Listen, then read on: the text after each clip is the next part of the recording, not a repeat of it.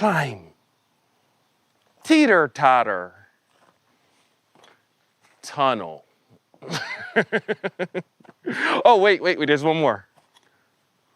Wall.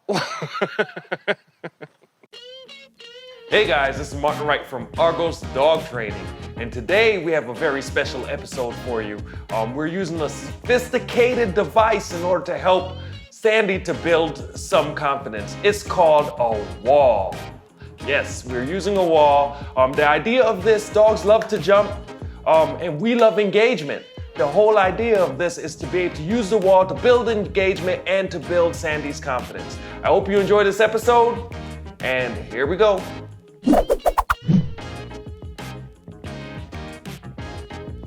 Okay, so we're doing a little wall jumping. Now the things that I see there, Ling is doing an excellent job, by the way. The most important thing in any kind of communication with any kind of pet dog is your ability to engage the dog, to get the dog to look and pay attention to you. That is the most important skill that any dog person can have.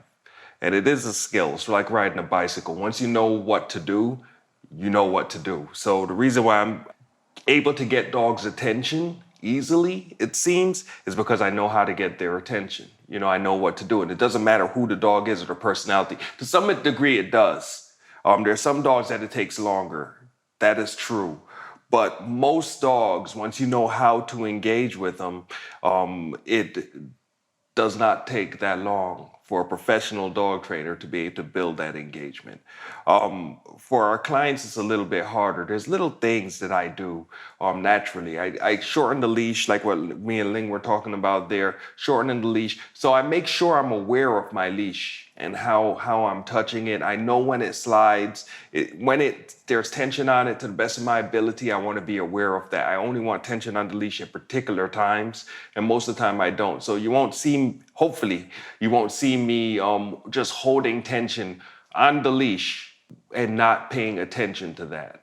The leash will be loose if the dog is behaving in a way that I like them to behave, right? So knowing, being aware of your leash. The other thing is the timing as to when you say yes.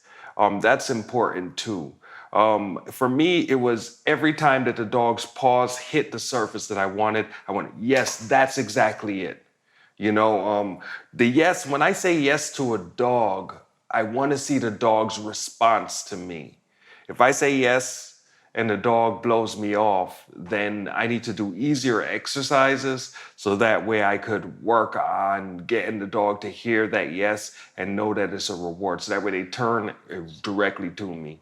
If they're turning directly back to me, then I could quickly, after I say yes, I could quickly get them moving again, reward them again, quickly get them moving again. And that whole time, in time, it starts to become a long period of engagement. You know, a long period where the dog is only focused on doing the thing that you want them to do. And that's the secret. That's the key. That's the thing that you should always be working on with your own personal dog. All right, so that is the purpose of this jumping up and down on the wall, but it's also something that's going to take us through the other exercises that we're doing. All right, here we go. Moving on. Excellent. I lied. We're going to do one more because I want my hands off it. Ready? Yes. Excellent. Girl. That's good. Good. All right. It's jumping Sandy time. Sandy, let's go. You can see here, finally, the dog trainer realized that the whole yard is fenced in, and the dog trainer took the leash off the dog. I don't know what's up with that knucklehead, but finally, he got it together, all right? So maybe the leash won't be getting caught in as much stuff. But even if it did, it doesn't matter. It doesn't matter because it is positive if it does. It helps her. Yes!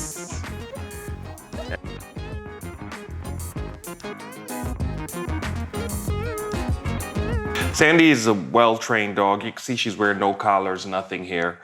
She's in a fenced-in backyard, so she doesn't really need anything. She knows communication. She knows how to read and anticipate what we're gonna do. She knows what we do when we say yes, what we do when we say no. She respects those things, right? It is important to get into a position where you're able to work with your dog off leash. If you want to get past the crutch off a leash, right?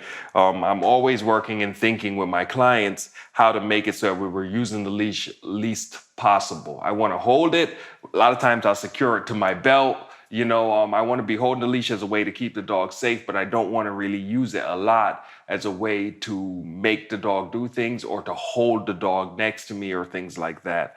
Engagement, back to engagement, that's what it's all about. If we want the dog to stay with us, we keep them engaged. So now, Ling did really well. If you look at the beginning compared to the first, where she first started and how much Sandy was moving away. In this, the dog is not on leash, and she might have did like 7, 8, 9, 10 jumps where there was no gap at all. But at some point, she lost Sandy a little bit. So Ling, if you're watching, get to work.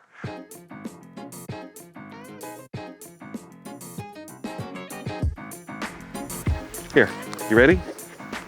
Ready, girl? Ready? Up. Yes. Good job. Off. Yes, we have to remember to make it harder. Up. Yes. Let's go this way. Off. Yes, good job. Exit. Ready? Up. Yes, good girl. Exit. Ready? Off. Excellent. Good girl. Ready? Up. Yes, good job. Ready? Off. Excellent. Good girl. Ready? Up. Yeah, there you go. Excellent. Off. Excellent, dog. You did good. What is that? What is that? What is that? Last one. Hey, ready? Up. Oh, where you going? Ready? Up. Yeah, good girl. Very good. Off. Excellent. Ready? Ready? Up. Yes, good girl. Very good, sweetie. So what do we see there? Able to hold her attention. If you notice, she's much more engaged with me at this point in her training. When I say yes, she turns around right away. And if you notice, I say yes, then I give the treat just about every time. That's important. Now at the end there, I got excited trying to amp her up to have her jump up, and she scooted away. No panic. You don't want to feel that there's a sense of panic there. I stayed calm, almost like we're in a fenced-in backyard, of course, but almost like, yeah, I wanted you to run away. It's fine. You go run over that way if you want to. It's not going to change my demeanor. She came back from running the wrong way to jump on the low end, to go back to what she was more confident with. And what did I do? I praised her just like she jumped where I wanted her to jump. At the high end that's past my hip. So that's pretty high for a dog her size. Then finally she came down again, and then I was able to get her to jump exactly where I wanted her to jump.